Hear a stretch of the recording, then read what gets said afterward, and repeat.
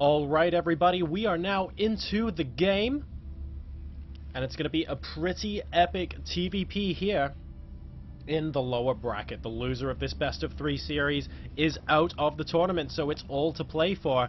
And spawning in the bottom right hand corner as the red Terran player, ladies and gentlemen, your Italian stallion, StarEagle.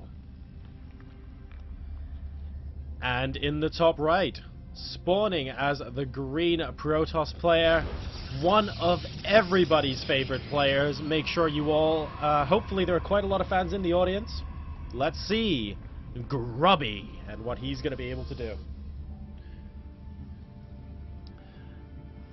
So both of these players pretty accomplished. StarEagle actually having an impressive run through the winner's bracket before unfortunately getting knocked down. I don't remember exactly who by. I might even be able to sneak out and let you know here.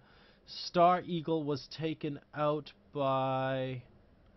where is it? I can't find it. Oh, StarEagle was taken out by Zaka, 2-0.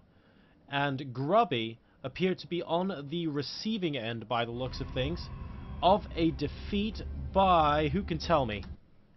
Let's look for it. Grubby came down in round 3. This is all very important stuff here. Grubby came down in round 3. Oh no, he came down in round 1, pardon me. So he got knocked down by Slivko, and he's actually been battling his way through the lower bracket, which is why I wasn't able to find him in the round 3 places. And of course, not too much is going on at the moment, by the way, guys, because we have a barracks down here for StarEagle. He hasn't taken any of his gases, so that implies he's going for a 1-racks expand. And in the meantime, we have a first gateway after a gas coming down from Grubby as well. He's looking to just stabilize, grab a unit or two to scout with at the beginning of the map. It looks like he's going to be scouting StarEagle last. And yeah, both these players just looking to play a pretty settled game here, as that 1-racks expand does in fact come down for StarEagle. So Grubby will not be able to scout StarEagle until much later on in the game, until about the 3.5 minute mark, by which point of course StarEagle would have already been well on his way to doing what he needed to do. So a little bit unfortunate there as far as scouting is concerned for Grubby, but no big deal. So Sluvy, Grubby falling to Slivko in the winner's bracket round 1. That is always going to be pretty tough. Slivko was looking on fire in Berlin last week, and Grubby falling to him 2-1 in a very closely fought series, but he has been murdering his way through the open bracket, through the lower bracket rather. And Grubby, a very accomplished player, taking down almost anyone in the world. He is perfectly capable of taking down games from top Korean players as well. So anything is possible in this particular game. StarEagle, of course, a very accomplished Italian player, perhaps not quite as well known as Cloud, but really making a name for himself here, doing his very best to try and overcome, and only just getting knocked down to the low bracket as well. So we have the 1-racks expand going into barracks numbers 2 and 3, fairly typical from StarEagle at the moment. And Grubby, in the meantime, went with 1 gateway. He's going to be expanding himself a little bit later than StarEagle, it has to be said, and he's going for his 2nd gas as well. So in the meantime, StarEagle actually getting a 4th barracks down, presumably because he hasn't actually scouted Grubby yet, and just wants to make sure he can have additional units out in the face of any potential incoming rushes that Grubby might do. He's now going to run straight into a stalker from Grubby, and Grubby is not going to allow this SCV light of day to see anything close to the base. So StarEagle has absolutely no clue what Grubby is up to at the moment, hence these 2 bunkers at the front of his base. But Grubby, in truth, is actually just trying to macro up like an absolute boss. He's getting a robotics facility now, still only on 1 gateway, making use of the fact that he knows his opponent hasn't seen anything yet. Finally going to be grabbing his 2nd and probably 3rd gateways right now. Wouldn't surprise me to see him grab a couple more later on too, since he's starting to saturate both of his bases and can afford it.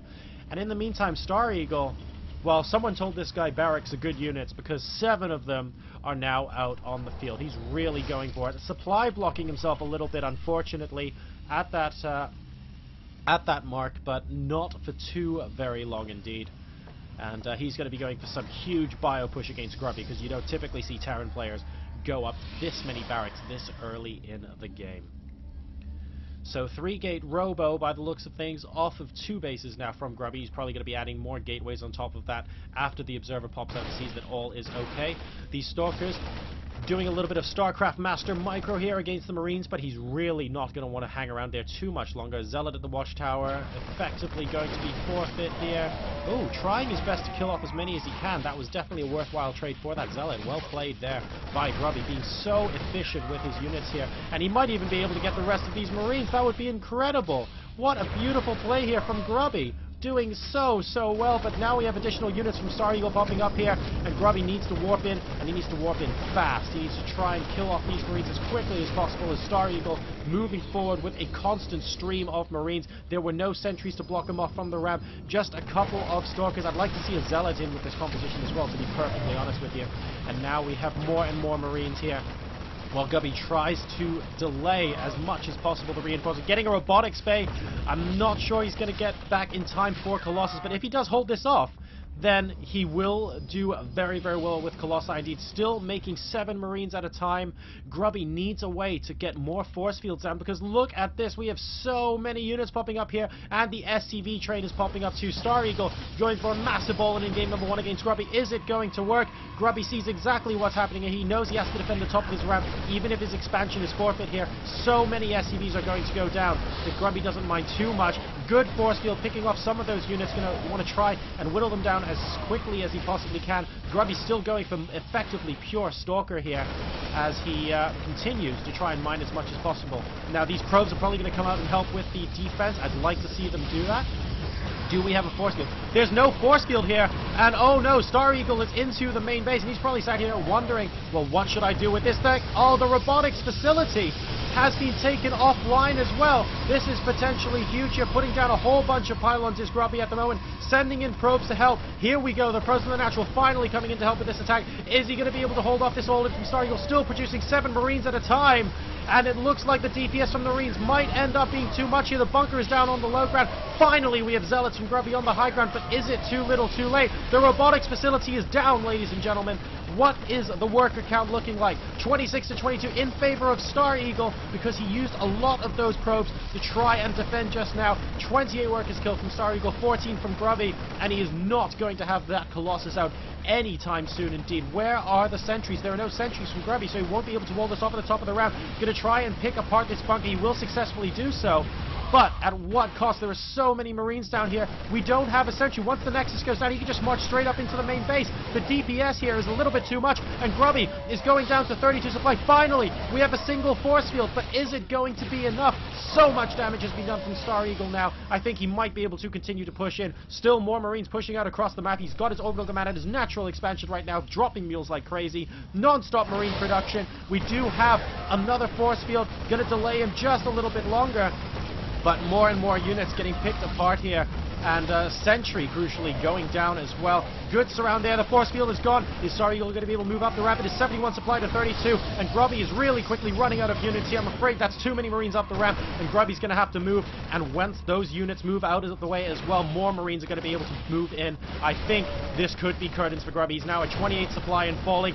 Probes are falling in the main base as well, having to probe drill to try and stop those Marines from getting too much damage done, but I think the damage being done is just too great. More Marines from the other side as well. This group is going to get cleared up, but all the Zealots over here get cleared up as well, and there are just way too many Marines. GG, well played, and StarEagle, ladies and gentlemen, takes game number 1 against fan favorite Grubby.